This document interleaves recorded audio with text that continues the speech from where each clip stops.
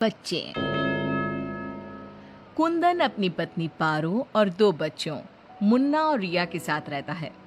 चारों का परिवार अच्छा खासा खुशहाल चल रहा था, लेकिन एक दिन उसकी पत्नी पारो सीढ़ियों से फिसलकर गिर गई और अस्पताल पहुंचने से पहले ही उसने दम तोड़ दिया। कुंदन की जिंदगी तो जैसे वीरान हो गई। बच्चे भी बहुत दुखी रहने लगे। इसी तरह देखते देखते एक साल बीत गया। एक दिन कुंदन का मित्र उनसे मिलने आया। अरे कुंदन, तुम इन बच्चों के लिए दूसरी शादी कर लो। कम से कम बच्चों की ठीक से परवरिश तो हो जाएगी। मित्र के बार बार समझाने पर कुंदन तैयार हो जाता है। नई माँ रूपा शुरू में बच्चों और कुंदन का बहुत ख्याल रखती है, पर 6-7 महीने बाद ही वो कुंदन के जाने के बाद आराम से सो जाती। और जब मुन्ना और रिया स्कूल से आते तो, ए रिया, जल्दी से पूरे घर की सफाई कर और बर्तन धो दे, तभी खाना मिलेगा। और मुन्ना, जाकर छत की धुलाई कर।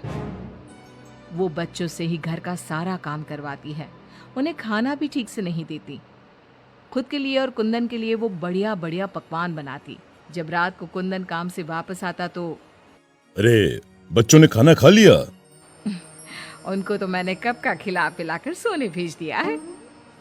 कितना ख्याल रखती है ये बच्चों का।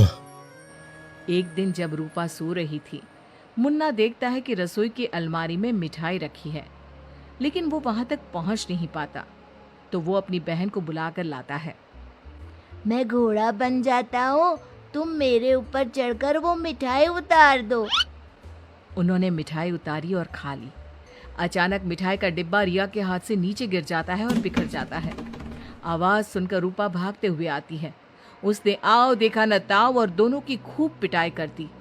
जब देखो तब भूखे ही रहते हैं ये बच्चे, न जाने इनका पेट है कि कुआं। बच्चे खूब देर तक रोते रहते हैं, लेकिन फिर आपस में ही बातें और मजाक करके एक दूसरे का मन बहलाने लगते हैं। रिया, जब मैं बड़ा हो जाऊंगा ना तो एक मिठाई की दुकान खोल लूंगा। पहले हम लोग खूब सारी मिठाइयाँ खाएंगे और फिर बेचेंगे। मुन्ना, मेरी तो शादी हो जाएगी, तुम अकेले ही सारी मिठाइयाँ खाओगे ना? अरे हाँ रे, तब तक तो मेरी भी शादी हो जाएगी। कुंदन जब घर आता है तब उसकी माँ बच्चों की खूब शिकायत करती है।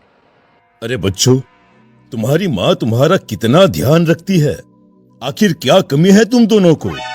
पिताजी, उनकी बात पूरी भी नहीं हो पाती कि हाँ कह दो कि मैं तुम्हें खाना नहीं देती, सारे दिन घर के काम करवाती हूँ, कह दो ना। मुन्ना चुपचाप खड़ा रहता है। अब तो हम दोनों को पिताजी से बात भी नहीं करने देती। नहीं माँ। मुन्ना और रिया बहुत दुखी होते हैं। रात को इन बच्चों ने नाक में दम कर दिया है, तुम इन्हें लेकर जाओ और कहीं जंगल में छोड़कर आओ। अरे ये क्या कर रही हो तुम? ये दोनों मेरे जिगर के टुकड़े हैं, इनके बिना मैं कैसे रहूंगा? कुंदन को बार बार समझाने पर भी जब वो नहीं मानता, तब उसे एक उपाय सूझता है। कुछ दिनों तक वो बच्चों के साथ खूब अच्छे व्यवहार का नाटक करती है। बच्चे खूब खुश रहते हैं। एक दिन, सुनो, जल्दी से नाश्ता लगाओ, मुझे 2 दिन के लिए शहर जाना है। रूपा बहुत खुश होती है। वो सोचती है कि ये तो बच्चों को जंगल में छोड़कर आने से रहा, मैं ही इन्हें छोड़ आती हूँ। कुंदन के जाने के बाद, बच्चे चलो, आज हम तुम्हारी नानी के घर चलते हैं।